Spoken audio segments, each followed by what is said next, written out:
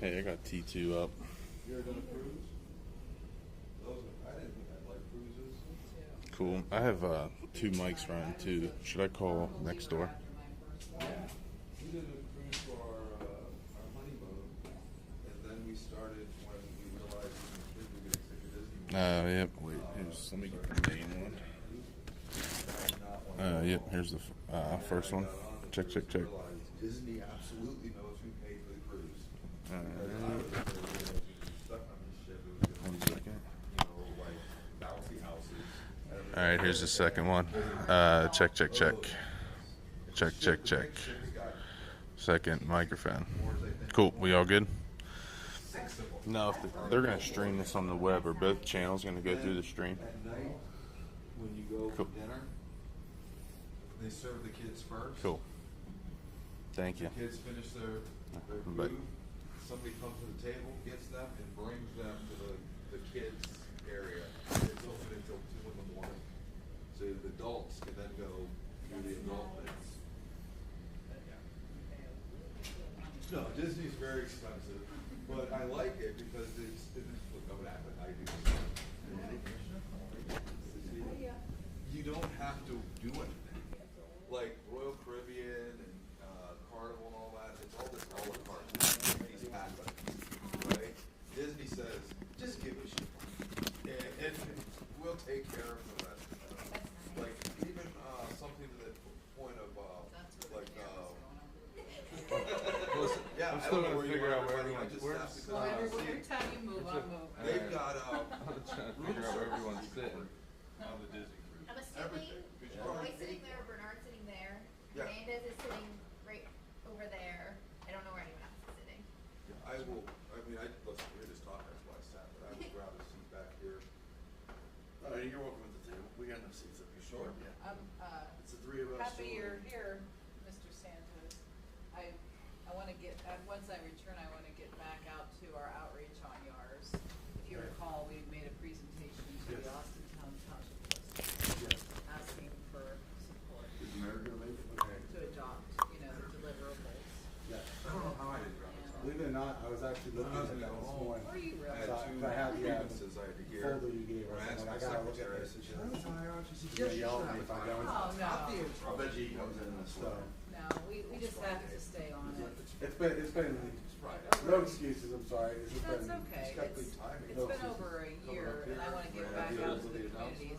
Only a quarter of them have adopted. You wanted to talk So about you're inside, not, you wanted to it's talk not unusual. candidly. okay. In fact, I just saw Bob Barco at the doctor's office 2 days ago, and I said, what a coincidence, because I had him on my list to call that day. Literally, I had a to-do list, and it said, call Master Sergeant Barco. And there he was. He's had this for delivery. That's how it goes. It's the,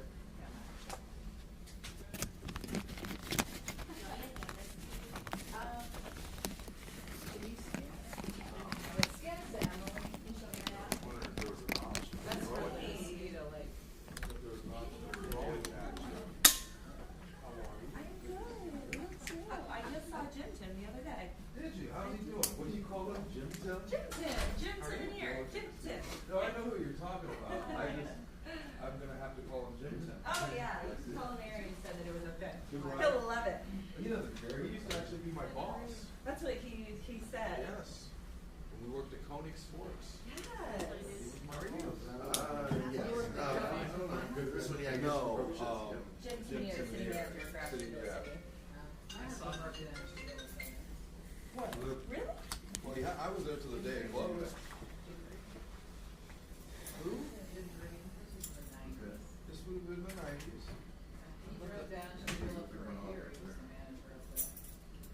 When I was there, I graduated in 97. It closed in 96 because, let me tell you a funny story. So my brother, he works at the Cleveland Indian Tea Shop, right? But it's the world, we all know each other, right? He walked to the level. And so when Coney's was closing, they knew we all needed a job. So his manager said, hey, apply here, So I go down, I apply, meet in the food court with the regional manager and the manager. And so that night I come home, like, so did you get hired? I said, yeah, I got hired. I said,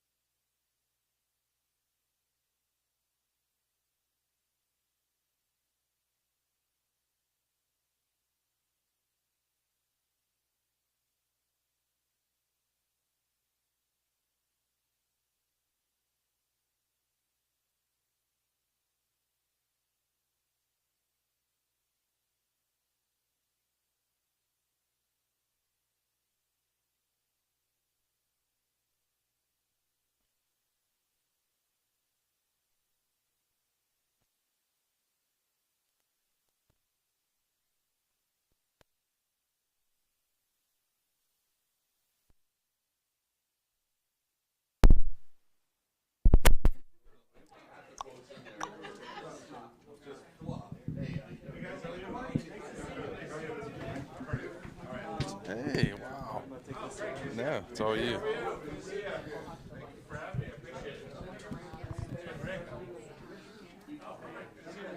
Absolutely, I remember. Absolutely, good to see you. Hey, thanks for having me. I appreciate it. Hello, how are you? Hey, what's up, man? How are you? Yeah, absolutely. Absolutely. Hey, how are you? I'm Bernie. All right, good to see you. How are you? How you doing? All right, nice to meet you. So you're Chris. Hey, Senator, Love meeting you. how's everything going? Yeah, things Oh, are my God, great. you got to see me twice in one day? No, I love it. I love it. No, never. Nice to meet you. How are you? Hey, Commissioner, how are you? Nice to see you. You doing okay? I'm hanging in there, brother. Yeah, thanks for having me. Appreciate you guys very much. How are you? How are you? Hi, nice to meet you. So I'm sorry. You're Chris, right? Yeah. Okay.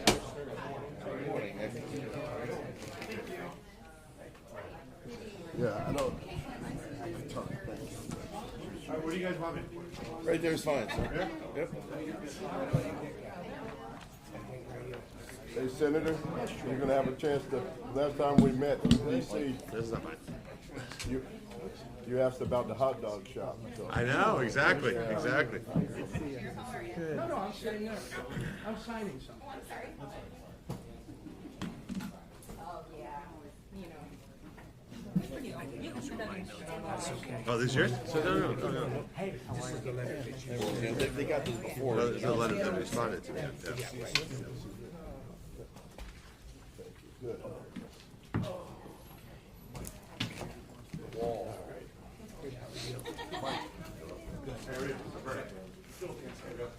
Mike, the wall, too. Mike, the wall. We need to talk about anything with that as well. Hi, Senator. Hi. I run for Congressman Joyce. Oh, great. May not have showed up at that one meeting. Oh, great. Okay, perfect. Oh, yeah, that was a great event. Yes, absolutely. So, Yeah, perfect. Well, just to be official, Rick, why don't you call the meeting to order? I'm gonna do that. I'm gonna do that. Denny. Good. It's good. Yeah, thank you for having me. Okay, everyone, welcome. We want to welcome Senator Moreno here today. If you would please all, we're going to say the Pledge of Allegiance before our meeting, please. Allegiance to the flag of the United States of America and to the republic for which it stands, one nation, under God, indivisible, with liberty and justice for all. Thank you, everyone. Okay, Madam Clerk, please call roll. Where are you? Can you call roll, please? Mr. Malloy. Here. Mr. Bernard. Here. Mr. Hernandez. Here. I would like to welcome again Senator Moreno. Also, we have Mayor Doug Franklin here. We have State Rep David Thomas. We have State Rep Nick Santucci. Who am I missing here? We have Eddie Colbert is here from Warren. We have Rob And the Mayor Doug Santos, Franklin. trustee from Austintown. Santos, Bob Santos is here. And from the Congressman Joyce's office, Arian's here today. Welcome, Arian. This meeting has been called. Senator's been gracious enough to join us today and answer some questions. I don't know, Senator, if you would like to open it up with some dialogue? Sure. So, first of all, thank you for having me. I appreciate these opportunities are rare because, as you know, I have this gig down in D.C. that's Monday through Friday. So typically I can't get it into Ohio as much as I'd like to during the week because we're down there. But we had the opportunity to close out voting last night, and I wanted to come here because my number one concern here in this community is what's going on with the hospital. So to me, it's completely unacceptable what happened with Stewart Healthcare. In fact, look, I'll just be quite blunt, as I only know how to be. This Ralph De La Torre character should rot in jail, and I will do everything possible to make certain that that happens, to find, to make certain that we have him held accountable for what he did. Not just in Trumbull County, by the way. This is, he wreaked havoc in several states. Obviously, Insight Health came in and did what they could. Here we are with a hospital that's closed, which impacted the community quite a bit. We've been working diligently, I say we, my team, and local officials, state officials, to find a path to get the system reopened. It's decently complicated. You know, when these private equity companies come in, They buy assets, they gut companies, they dividend themselves out millions of dollars and leave the community hanging. So we're trying to put the pieces back together. I can tell you the good news is that MPT Properties, which has a very technical role, which is just to own the real estate, has come to the table with a very generous offer of what they're willing to do to move that real estate to a new operator. So that's good news. The bankruptcy court process for Stewart is pretty much at the tail end, which allows us to bring in another buyer. Insight is obviously stepping aside, so it's left open an opportunity for us to bring in a strategic buyer that can reopen and manage the healthcare system for the long run, bring the employees back, and provide health care to the community. So I'd say we're at the 3-yard line on making that happen. This is a full team effort. I wish I had, we were at the finish line and could announce the touchdown today, but I can tell you that we're at the 3-yard line. I feel very optimistic. That doesn't mean that we can make this happen, but it is my #1 imperative for this community. Secondly is, as you know, because I campaigned on it, actually I was involved in this 6 years ago when General Motors closed the Lordstown plant.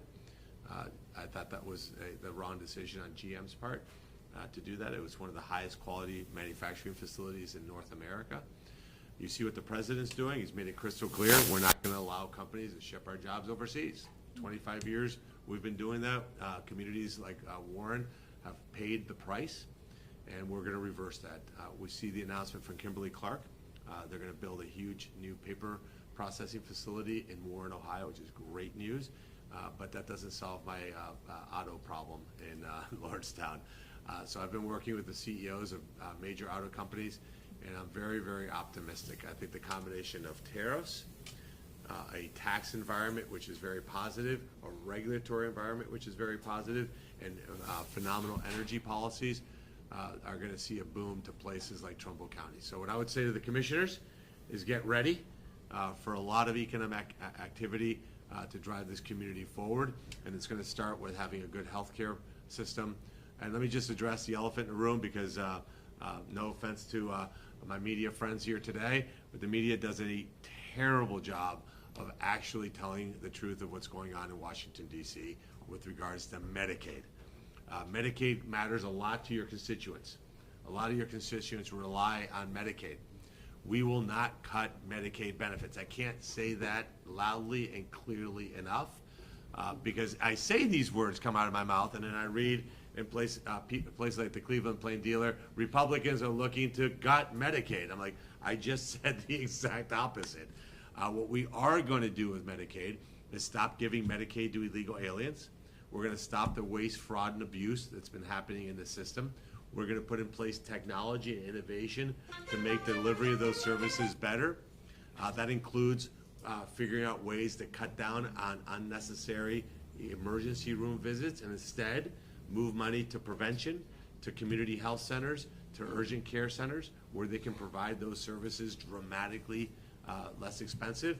And we're going to put in place a state-directed, that means I'm looking at the 2 state reps that are here, a state-directed work requirement for able-bodied Americans, something that Bill Clinton put in place in the 90s. And I think that's something that most Americans can agree on, everything that I just said, but no benefit cuts. I just want to make that clear for all of you. And again, I'm here to listen, so with that, I will turn it back over to you. Senator, and I'll turn it over to the commissioners where there are state representatives. I'm sure everybody has questions. It had been brought to my attention that, and you had mentioned Medicaid, that the hospitals, when they work as a privately owned private entity, due to the fact that a lot of our residents here within Trumbull County or even the Warren area are on Medicaid, and a lot of these for-profit hospitals can't garner the monies that they need to continue to operate. We had some meetings with Mercy Health, with their CEO, a nonprofit. They're open to a lot of federal monies. Would you, do you think that maybe it would be a good opportunity or an idea to have a similar thing here in Warren, Ohio, to open this up to a nonprofit entity similar to Mercy Health? It could be. I'm agnostic as to how or who the operator is. what we need is an operator that has a strong balance sheet, that's healthy, and most importantly, that wants to be in the hospital business. What you saw with Stewart Health, they want to be in the hospital business. They wanted to be in the gutting entities, selling off real estate, selling off assets, ripping off employee business, and in the meantime, making themselves tens of millions of dollars. So we're going to make certain that the operator is somebody who has a vision for how they're going to do the things that I outlined. You know, there's an enormous opportunity for technology to play a positive role in delivering healthcare more efficiently. Remote health is one piece of it. The AI is another piece of it. I've introduced a bill to make certain that I call it, give private health insurance companies counter incentives. So right now, let me explain what that means. Right now, if you're a hospital provider and I provide treatment for a patient and that claim gets submitted to the insurance company, they deny the claim almost instantaneously. Not because it was a bad claim, not because it was an error, because it's a game. And what happens is over 3, 4, 5, 6 months, eventually that claim gets paid. But in the meantime, nurses have had to put a lot of work in, doctors, administrators, total waste of time. So what my bill does is it provides a 25% penalty that the insurance company pays for paying a claim that's substantially the same after a period of time. Give them counterbalance, counter incentives, because some of these health systems can't deal with that kind of cash flow where 6 months later you get that money and then they have hundreds, sometimes thousands of people that are in that business of playing those games. So we're not going to let these private insurance companies get away with murder like that anymore. And so those are the kinds of things, reforms that I'm talking about. Great. I think, I'm sure everybody has questions for the senator today, but I'd like to ask our state reps here. Nick, do you have any questions for the senator? No, Senator, welcome to District 64. You're in the heart of my district, and so welcome to Trumbull County. Thanks for being here today. Really appreciate your emphasis on Insight Hospital. You know, that's something that everybody in this room has been working on and trying to solve. A really challenging and unfortunate situation that we're dealing with them. I do want to direct your attention also to Mercy Health as well, because they are investing in Trumbull County and they are doing the best they can to provide and step up for our constituents and our citizens here and to meet the healthcare need. And so I want to kind of give a shout out to them. They're building a new facility in Champion, Ohio, also my district. And I think it's going to be really great. Thank you also for your support on Kimberly-Clark. That's a huge economic development impact. Lots of investment coming here. We have great opportunity in Trumbull County. It's just a matter of setting and creating the environment to allow these businesses to come here and invest in this market. So appreciate you being here. One thing I do want to make you aware, Senator, at least from my perspective, I introduced a resolution to the House, the Ohio House, to try to attract NASA headquarters here to Ohio.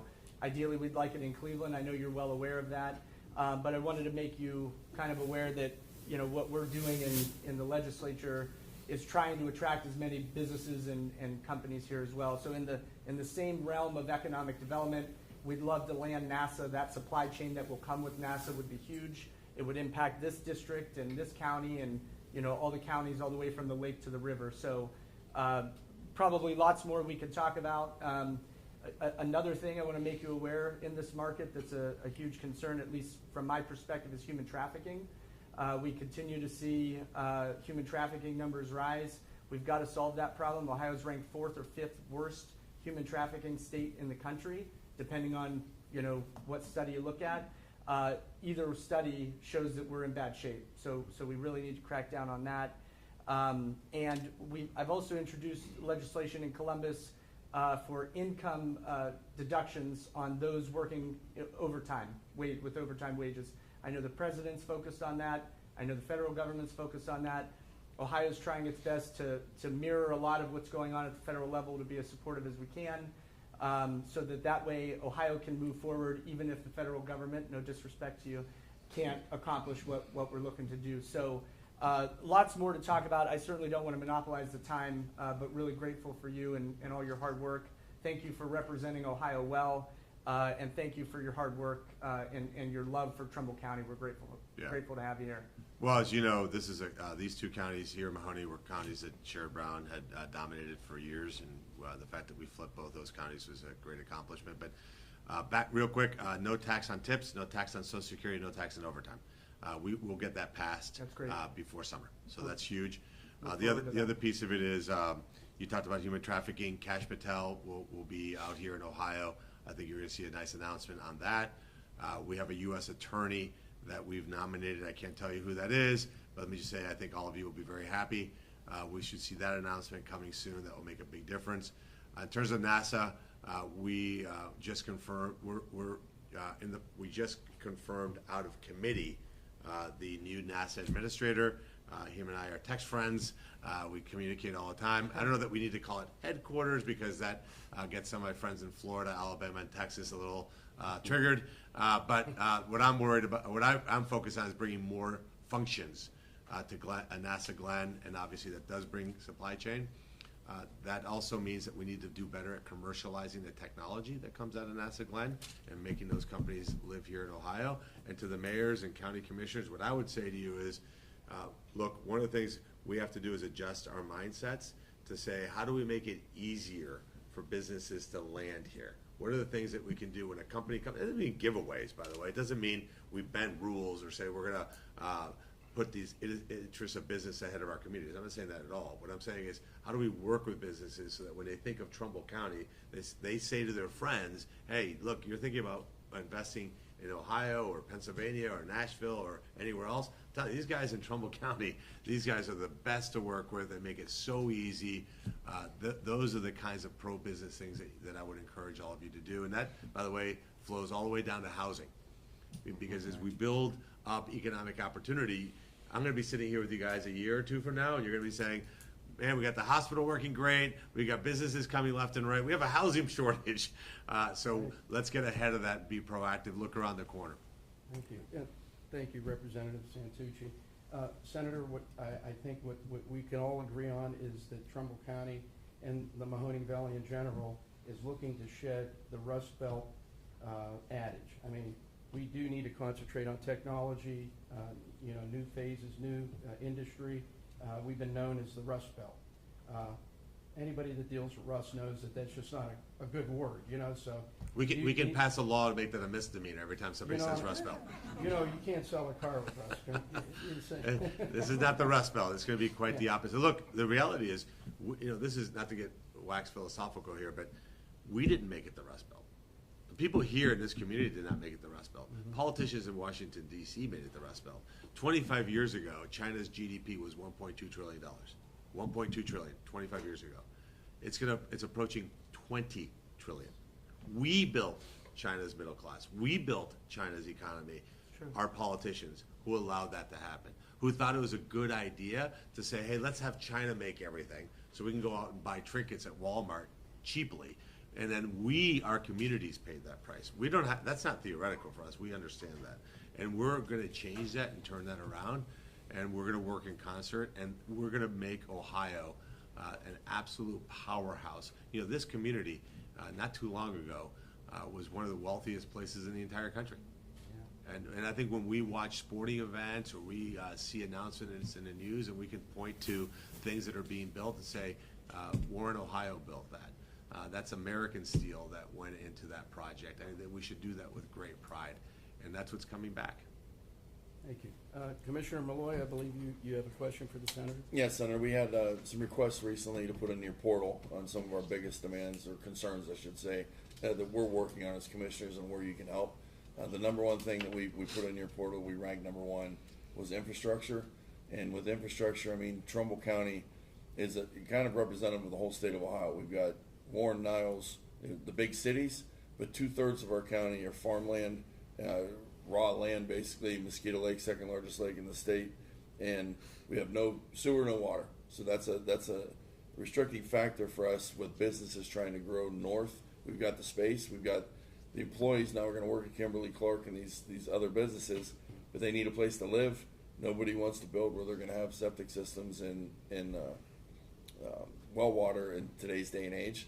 And we can't put it on the backs of our large landowners to pay that frontage to get the lines run by their houses to get to the people.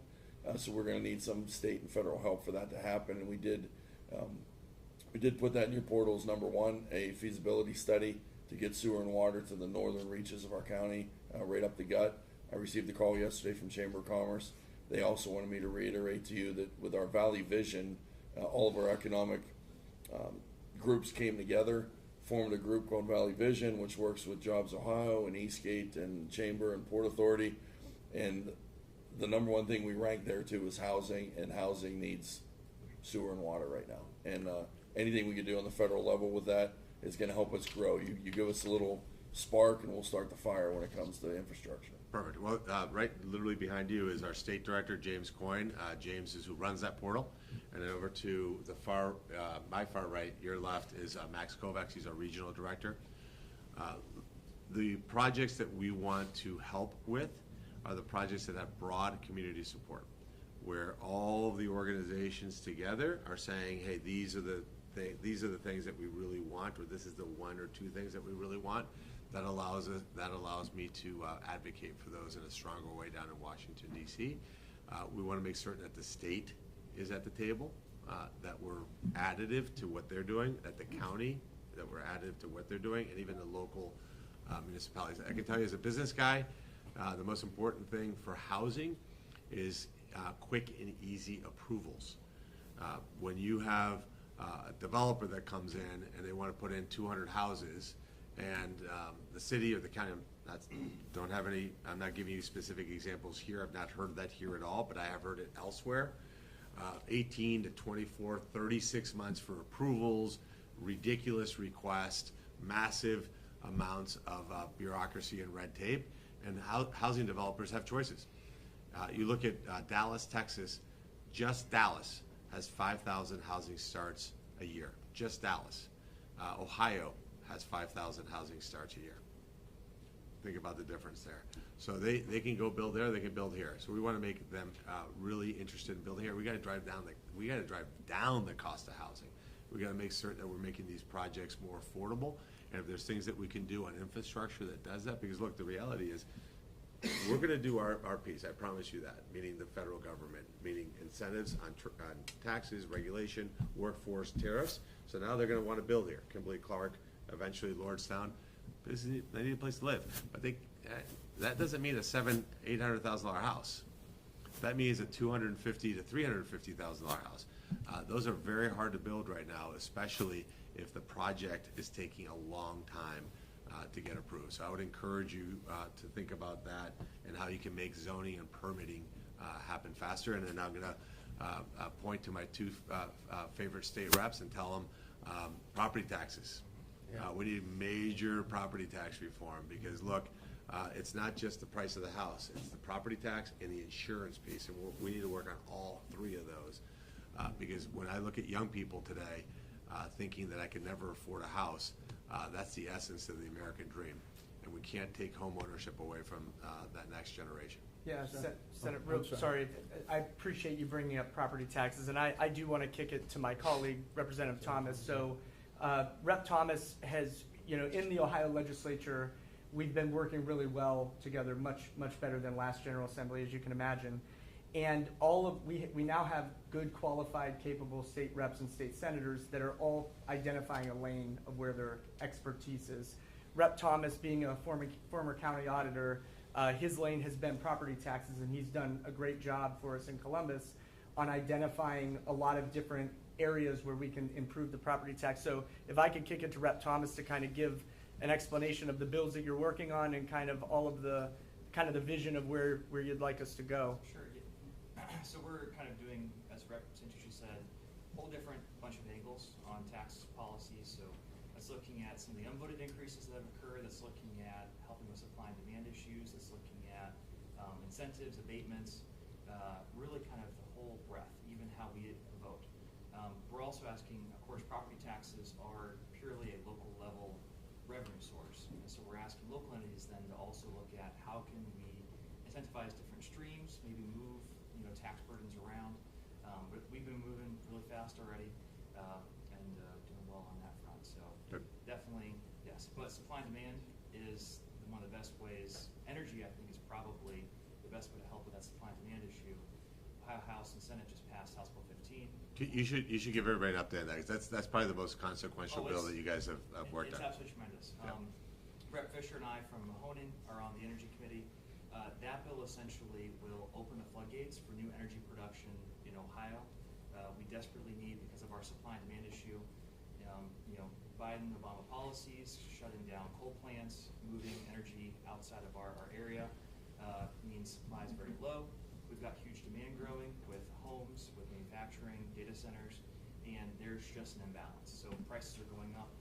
House Bill 15 allows for essentially, I think we've got 4 or 5 new generation already saying, we're moving to Ohio, you guys are open for business, cutting down regulation times for permits, cutting taxes for new construction, for example, and really just opening the environment. So it's very exciting. And this area especially, we can't have more manufacturing without more energy. That's right. That bill will open the door for that. Yeah. And we have 1,000 years of energy here in Ohio. Yeah, there's a lot of opportunity. Right beneath our feet. Senator, that brings up another point about speaking about energy and the cost of, the rising cost of our homeowners are experiencing in electricity rates and gas rates. Do you see, are we working to maybe lower these, that they have become a very large burden on the homeowner, in addition to the property taxes? The utilities in general are skyrocketing in our area here. Is there anything, in the books looking forward to maybe manage that better or bring these costs down? Well, on a federal level, major energy regulatory changes. I mean, we were in a situation over the last 4 years where, as Nick and David just said, we were shutting down coal, we were massively restricting natural gas, and moving towards solar and wind, which is, okay, whatever your opinion is, that doesn't provide affordable, abundant, reliable energy. So we were crippling America's energy resources. So that's changed 180 degrees. We've put a moratorium, the president has, on coal, on shutting down coal production. We've unleashed natural gas. In fact, Secretary Wright is a natural gas guy. The partnership between West Virginia, Pennsylvania, and Ohio, we are the Saudi Arabia of natural gas. That is an incredible economic driver for this part of the state. And that bill that was just discussed will get us the state level things. A lot of these utilities and costs are regulated at the state level. So we're definitely doing our part at the federal level. And the energy piece alone will be a massive economic driver. Because look, when you're asking a company like Kimberly-Clark to build here in Warren, Ohio, their first question isn't government incentives. Right. Their first question is energy, right? The second question is workforce, and we got to do a better part of that. The third question is, what do we got for cooperation from local communities around permitting, et cetera? And then incentives come into a conversation, and a big shout out, Jobs Ohio has done a great job with that. Yep. So that's kind of the structure of it. So we're taking care of the energy piece of it and the regulatory piece of it. Mr. Chairman. Yes. First of all, Senator, welcome to Trumbull County. You kept your word when you were campaigning. You were in Trumbull County many times, and you indicated that if you won, you would be a good friend of Trumbull County, and this shows that you kept your word, and what a great opportunity. My question is, on American Rescue Plan monies, it seems that our county's gonna have some monies left over for projects, but unless we get a different point of view, that, let's say, we allocated $1 million for a project, and it came in where we only spent 800. We need legislation that helps us get that, to use that extra 200,000 in another project, so the money doesn't go back to the federal government. Is there any way that you could help us out with some of that? I mean, we may have $500,000, $800,000 left over, and in some instances, say like if we allocated $1 million to our emergency management, and they bought some equipment, but then there may be another $400,000 where we can help upgrade their well, we're planning on maybe moving them to a different facility. where we would like to use that money, but under the current stipulations, they're telling us that we can't do that. Gotcha. So here's what I'd ask. We're going to have a revolution of common sense in America, long overdue. So send me, if you could, together, send me my office a letter to James that lays out exactly what the request is, what you want to do, and we're going to let common sense reign supreme. Look, the reality is we shouldn't reward people who outrageously overspent, and then punish people who actually were frugal. So send us a letter, we'll review it right away. I can tell you the one thing that my office does is it responds very, very, very quickly to things like that. As you know, the reason this Insight thing happened is because you contacted me to let me know that this even occurred in the first place. You gotta remember, this is a big state. And I got DC things that I got on my plate, and I got Ohio things that are on my plate. And I need all of you to be my eyes and ears proactively. Hey, want to let you know this is what's happening, this is what's happening down the road. This is why we have Max engaged every day, why James is engaged every day. The way I can be most effective is if you're giving us early warning signals on potential problems. I talked to the sheriff, wherever you went. There he is. That he wants to do some creative things with the federal government. So send me a letter, get that to me so that we can respond quickly. But while we're on this topic, we had a paper mill that's in the process of closing down in Chillicothe, Ohio. It's almost 1,000 people that are potentially going to lose their job. But we got involved when we found out it was closing. What I'd ask all of you, from the mayor to the county commissioners here in Trumbull County, let us know, check in with your major employers on a regular basis. If there's things that need to happen, that proactivity is really important. It's a lot easier to prevent a problem than it is to fix something that occurred. So I would urge all of you, please communicate with our office on a regular basis. Check-ins are really important. If you're not talking to Max on a regular basis, just checking in, that's not good. We want to be proactive and help you, and that means the state reps as well. We got to work together as a team on all these things. Thank you. Mayor Franklin, would you happen to have any Sure. questions for the senator? Thank you, and it's good to see you again. I want to first thank you for your accessibility. I first had the opportunity to meet you when I was at the U.S. Conference of Mayors in D.C., and I think you were in your office a week. And I peeled away from the conference, and you were gracious enough to meet with us, and you were just moving stuff into your office. It was the same day that Senator Husted was appointed to senator, and you got a promotion on the same day. So I thank you for your accessibility. We had another trip with another delegation not long after that to celebrate the Ohio birthday celebration.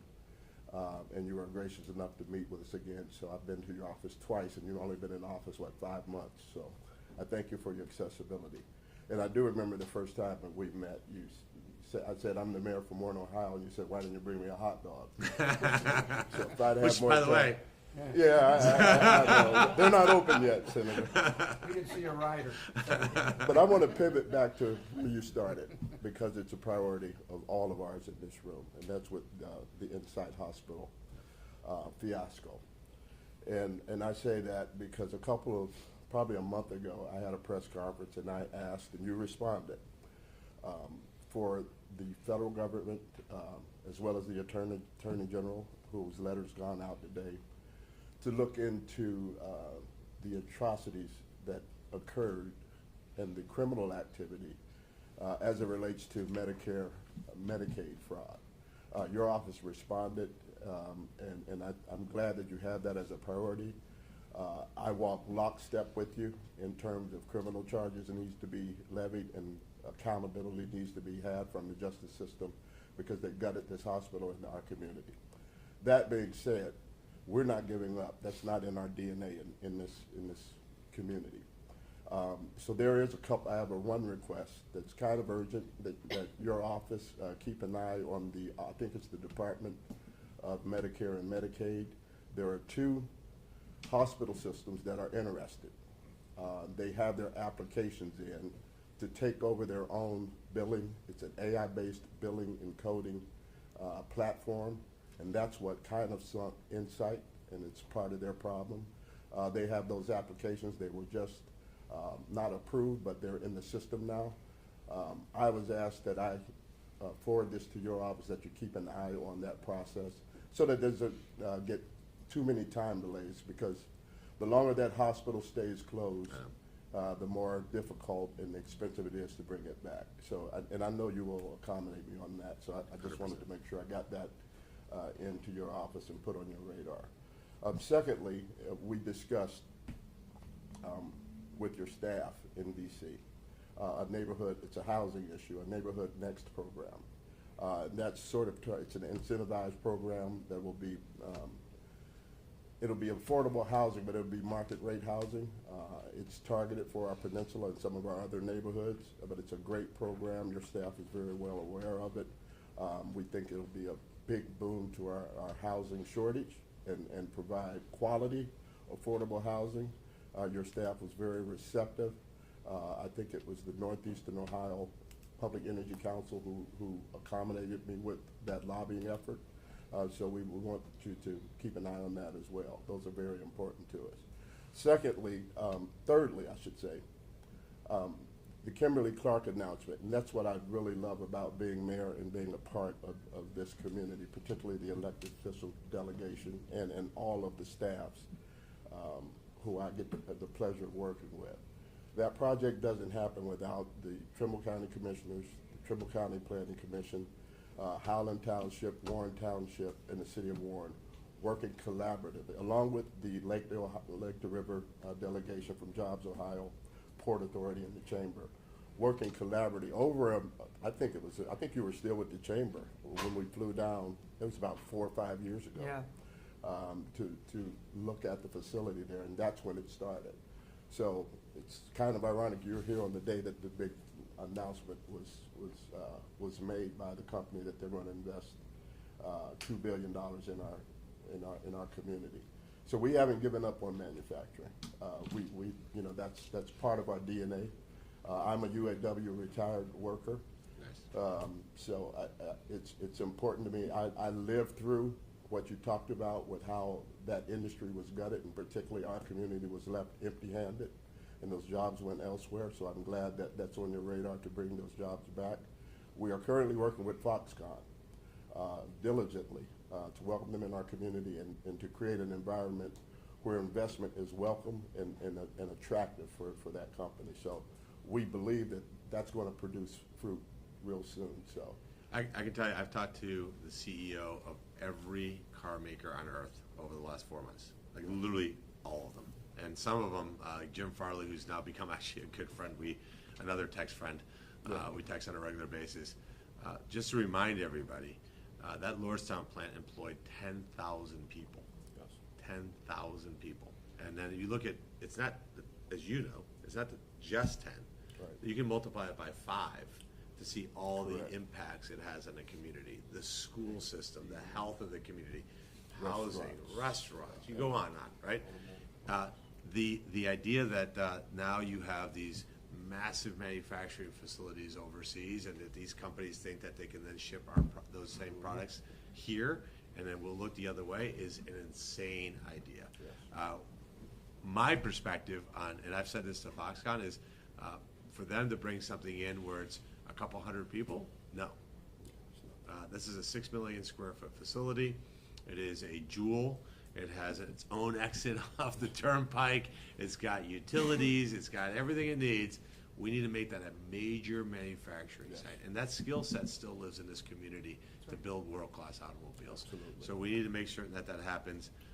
In terms of what we're doing with Insight, let me just say again, my point of view is we're in a 3-yard line. I think we're really, I was actually hoping that by today I would come and tell you, hey, here's what we got, let me introduce you. But after hearing your comments, one of the things I want to do, Mayor, if it's okay with you, is have you and the commissioners engaged with a conversation when we're ready to score the touchdown beforehand, to make certain that you're comfortable with the operator as well. Thank you. Because again, I don't want to play whack-a-mole. The idea is that all of a sudden, we got a new buyer, but we had that kind of with Insight. Yep. And then here we are not too long afterwards, and we're all busy people, so we don't want to be at this. We want to know that whoever comes in, that our grandkids are still serviced with that same operator. Thank you. So we'll get you guys engaged. So James, make sure we do that. Remind me of that. I'll give props to the Attorney General. Dave Yost has been engaged with me very, very much as a partner, and we wouldn't have gotten anywhere near the 3-yard line if it wasn't for Dave Yost.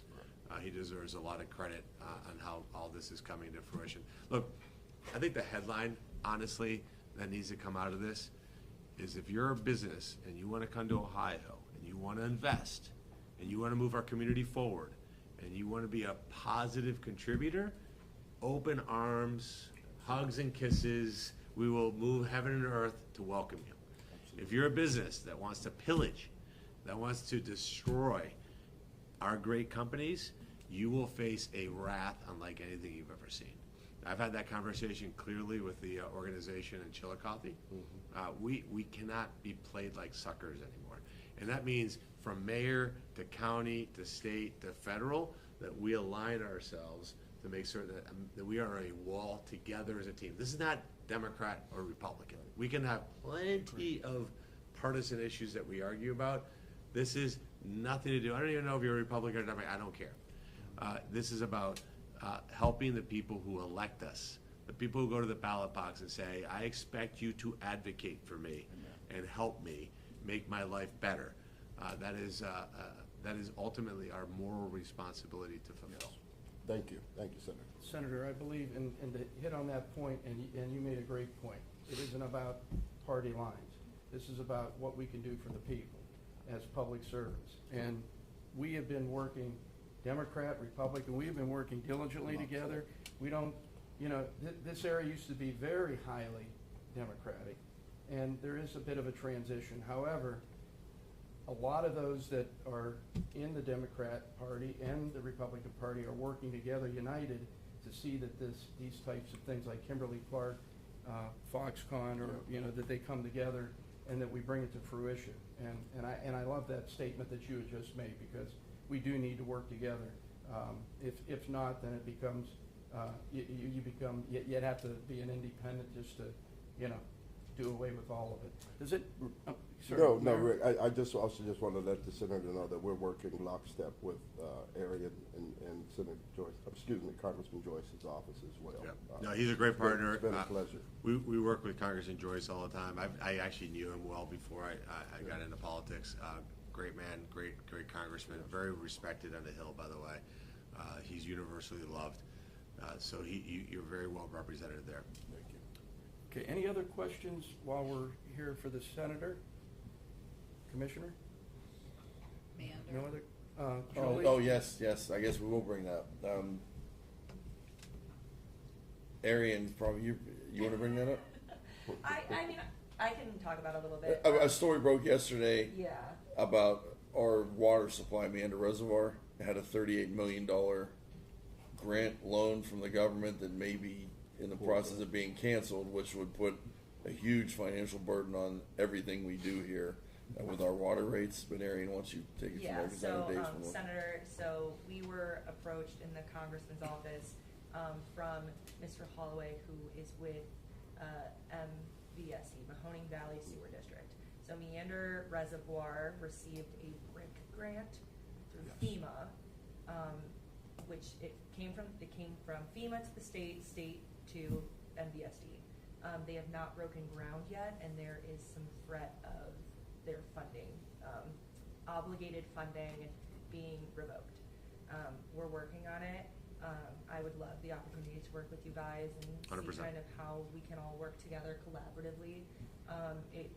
It's a relatively new issue. We're just kind of finding out about it, but that's the gist of it, is that they were obligated this funds.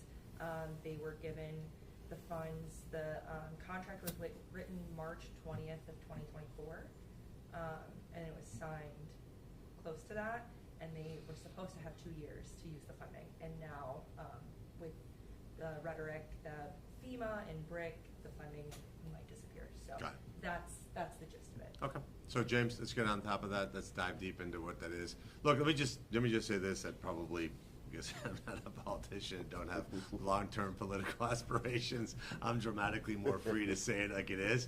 As you know, and Tony, you were there, you listened to too many of my pitches, but look, this for me is 2 terms, I'm out. So I'm not thinking about this as something I'm going to do the rest of my life. Let me just be brutally blunt. The administration is moving 100 miles an hour. That's all, a feature and a bug. The good news is moving 100 miles an hour, and I think the voters expected urgency. Like if your premise is, hey, DC was perfect, don't touch it, you probably think this is bad. If your premise is DC was a mess, $37 trillion in debt, not running very efficiently, and we need to change it, then you're thinking this is good. But when you do that, and I can say firsthand in my business, when you move that quickly, you're going to make mistakes. And that's okay. I mean, I think the key is to have a partnership and a dialogue and a team that responds so that you identify something, let us know. If something is done incorrectly, we can fix it. And that's okay to admit, hey, we screwed up and we're going to fix it. We had a similar situation in Lake County. I actually worked with Congressman Joyce. Didn't even get to this stage, honestly, because it was handled so quickly.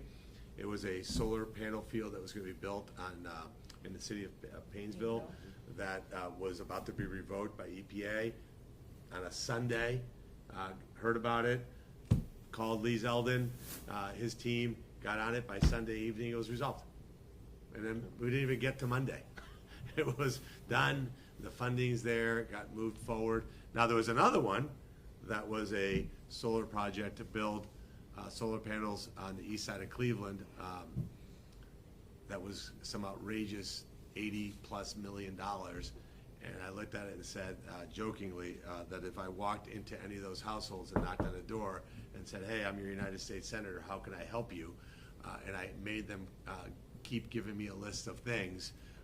After 7,552, maybe they would say, put a solar panel on my roof. It wouldn't be the first thing they would say, would really help them. So that project got swiftly canceled. But this is the way we have to work in concert. So you guys think, look, this is where the unite, I can't stress this enough. United as a community is the key.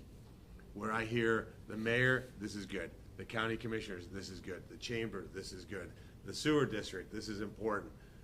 That is the surest way to make certain that these things move forward in a good direction. And your state reps and your state senator, that's really important. The communities that fail, that don't do a good job, are 17 different opinions among 5 different public officials. Then it leaves me in a position where I just don't know what the community really wants. Right. So this sounds like an easy one. Let's get together with James immediately. I'm going to challenge James to get it resolved today. So we can go the weekend and say we're done. One of the things I want to bring to government is this idea that things shouldn't take forever. It doesn't need to take forever. Like, we don't need to drag these things out. Like, I go back to Medicaid. We've had this discussion for months now, and I keep trying to be clear with my colleagues. Look, I know how to do math. There's 53 Republicans. You need 50 votes to pass something. So it's not like hyperbole that Medicaid benefit cuts won't pass. I know because I know how to count to 4. So I'm one. I see 3 others. I already have them. Medicaid benefit cuts aren't going to pass. So like my colleagues in the House, I tell them all the time, you guys can do whatever you want over there. Have all kinds of fun conversations. I'm telling you what will pass in the Senate. If you bring us a bill that cuts Medicaid benefits, it's going to not pass. So my point is, like, instead of having activity on things that aren't going to happen, why don't you focus on the things that will pass? So that's what allows us to be more effective. But anyway, yes? I do have a question about Medicaid funding. I'm sorry. My name is Alex Stephen Bush. I come from Job and Family Services before coming to county and the human resources aspect. But I specifically am questioning, Trumbull County is at 16.8% poverty level. The average national is 12.4. Our citizens are very highly, a lot of them are on Medicaid. Specifically, I'm talking for our caseworkers here in Trumbull County. So when we're talking about Medicaid funding, what we just want to ensure, or what I would ask the government to ensure, is that there's enough funding there for the administrative aspect, especially when you're dealing with ABODs. So I know very well ABODs, we have that for SNAP. So, obviously for food assistance, you have to work off food assistance if you're an able-bodied individual. when you're Is talking that an about- acronym for able-bodied? It is Oh my, ABOT. ABOT? ABOT. Does somebody want to be called an ABOT who's on Medicaid? I don't think so. But it is able-bodied individual. Okay, there you go. But when we're talking about Medicaid, that's a Yes. whole nother, I just kind of want to bring it down to a county level here specifically in Yep. Trumbull County. Food assistance is one thing. Medicaid is astronomically larger. So I would just want to ensure that the federal government is looking at, when you're talking about funding, making sure that that administrative level, there's enough there for us to support our caseworkers. If we're going to have to then, change our eligibility standards where they're going to have to do the able-bodied individuals for Medicaid, we're talking a substantial increase in our bottom line as operating costs. So we just need to ensure, if we can, Sure. that funding is there for us on a county level, because the county does have a mandated share that we have to provide a job and family services to provide those services to this county. No, It's all relevant. Phenomenal point, and that's why I mentioned this idea of innovation and technology. If you know it, you live it every single day, by the way. But for those of us, the rest who aren't like in the belly of the beast here, it isn't simple, frictionless. This is not ordering something on Amazon with one click. Okay, this is obscene amounts of bureaucracy that can be solved with technology. So the idea, for example, able-bodied adult can be that, have I gone, this will, by the way, will be directed to the states. And I've told my colleagues, I go, we at the federal government are not going to write a 50-state work requirement. That would be, first of all, we'd own it. Disaster. All right? So my point of view is like the states put that in place. So you guys complain to me about the work requirement? Talk to those guys. Nothing to do with me. All right? So, and states can also come up with more innovative solutions.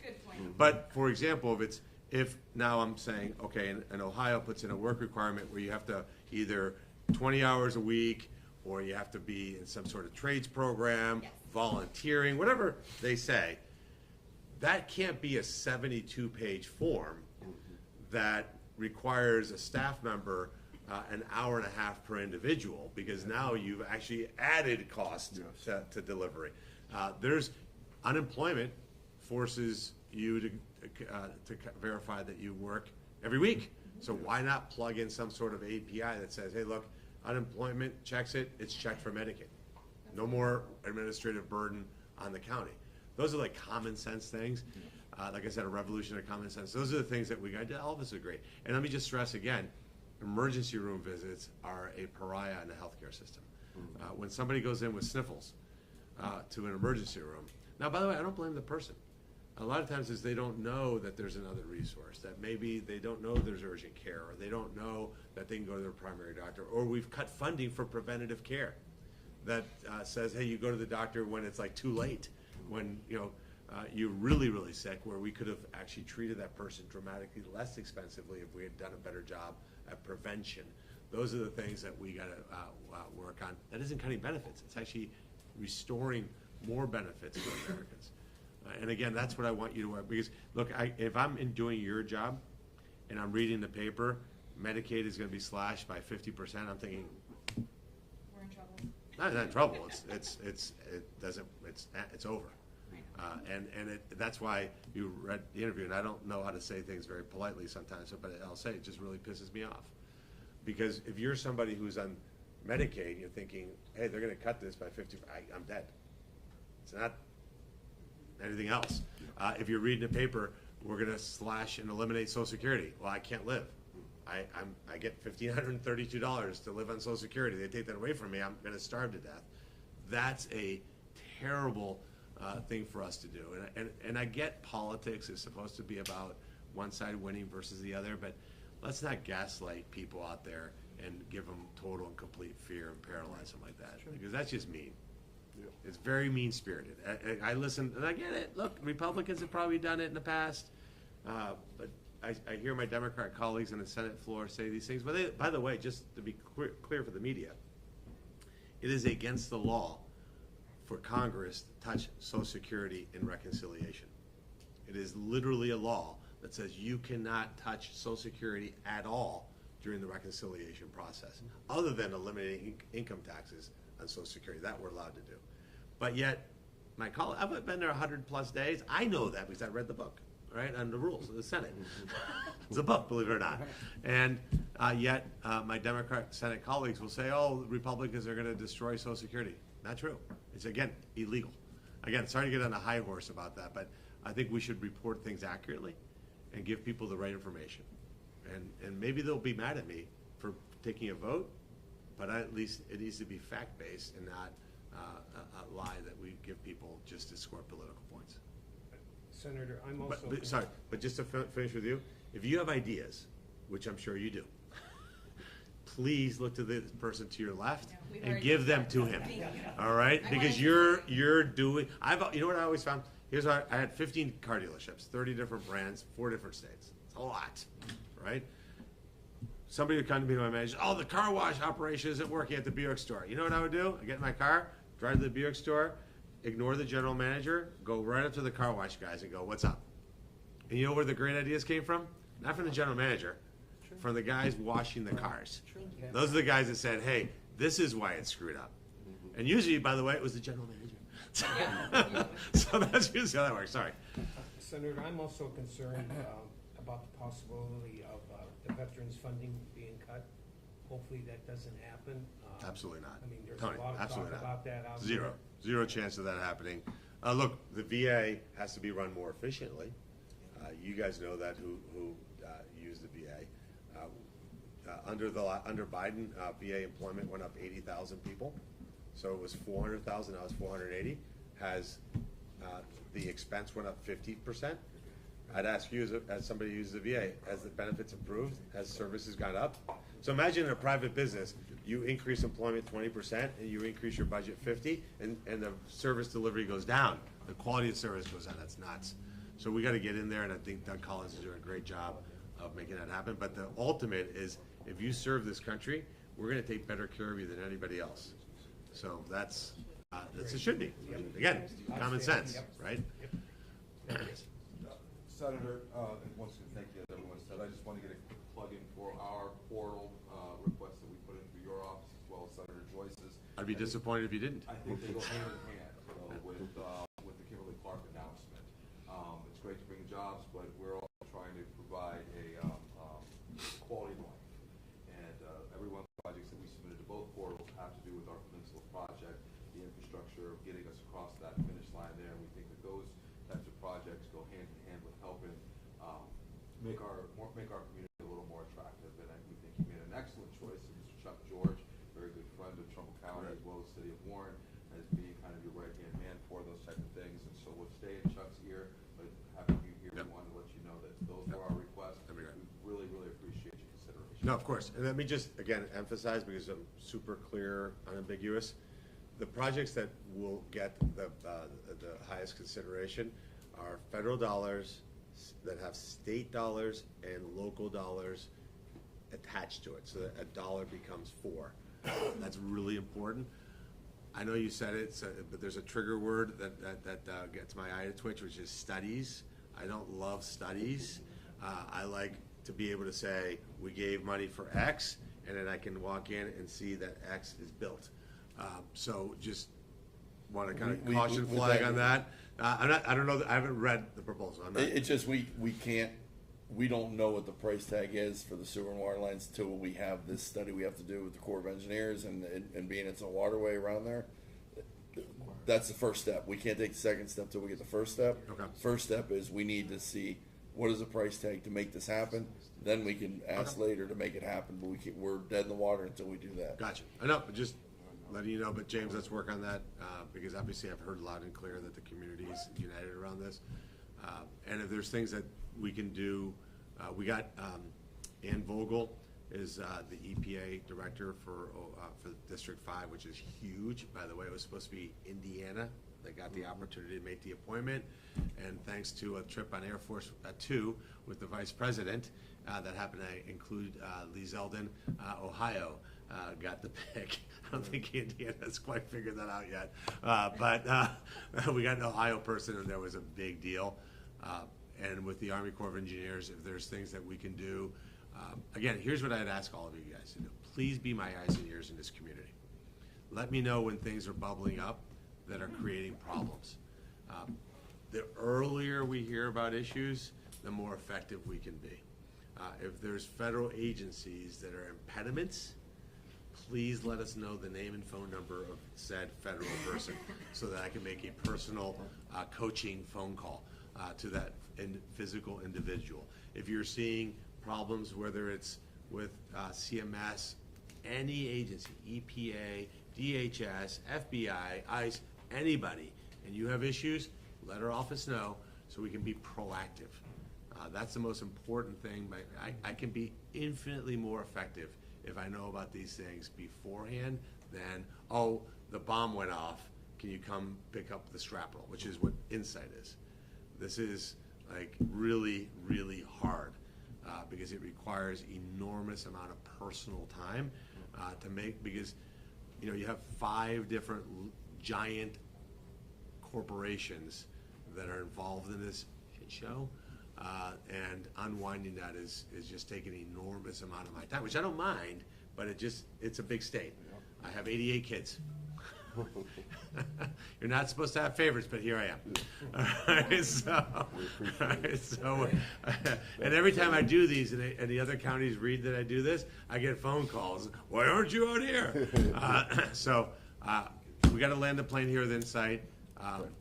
Be optimistic about this. I feel really, really good about this, and hopefully James will find a time to come back out, make the announcement. But I want to have, I don't want to surprise anybody here. So make sure everybody's in the loop so that they know what's going on before they read about it in the news. Thanks, Senator. Thank you, guys. Thank you for your time. Appreciate it. And congratulations on electing a phenomenal sheriff. You got a rock star over there. I want to thank you, Senator, for your passion, your heart, your interest in Trumbull County and Ohio as a state. We appreciate your presence here. This is an honor to have you here, and I speak on behalf of everyone in the room here today. It's not often that Trumbull County sees a U.S. Senator visit. You're gonna get sick of seeing me. You're gonna be like, "Oh, it wasn't an honor." Why do you have to? Well, don't you have other places to go? We can talk about cars later on after the show. I want to thank you too for hiring Beth Bigham. She was in this office from when she worked for Senator Vance, and she attended more commissioner meetings than many of our other employees. Good. So she knows what's going on. Did you hear that, Max? Appreciate And that. in closing, I just want to thank you again for coming, and I love your approach to government. You know what? Let's get rid of all the red tape and let's just get it done. Yeah, cut through the bullshit, Really right? appreciate it. All right, perfect. Thank you, Tony. Clerk, Thank you, may I have guys. a motion to adjourn. Second. Second? Thank you. Hey, thank Yes. you. Yes. Hey, thank you. Let